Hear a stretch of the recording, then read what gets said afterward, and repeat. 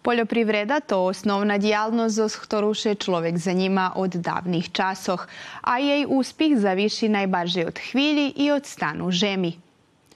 Obrobok žemi, a okreme oranje, predstavia jednu z najznačnejších agrotechničných míroch, bo se tak pririhtuje za šatvu i omožljivuje, že by rošljina ljepše rosla.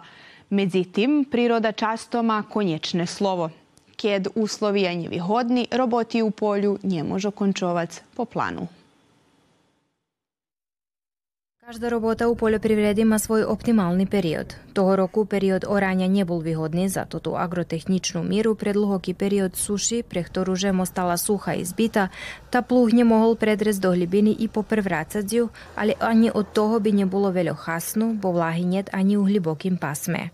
U takých uslovijoch obrabianie žemi nedáva žiadne rezultáty a okrem toho trošaše i pluhy i horivo. Teraz sme robili dva operácie. Perše sme prešli žem so stagvulaným gruberom a vec so spodrivačom.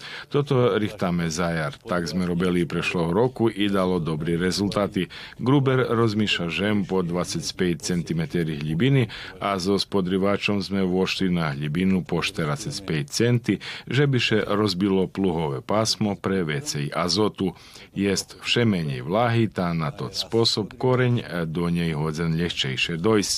Zavarli sme brázdu, žem roztresáca, net hrudi. Kus dižďu, co spadlo, toto umožnivelo. Na jar prejdeme zo z mašinu za pririchtovanie za šatvu i vec pošejeme už, co budzeme šac. U poljoprivredi neisnuje univerzálny recept. Roky iskustva i znachodljivosť na polju najdrahocinší sotrudníky každého parasta.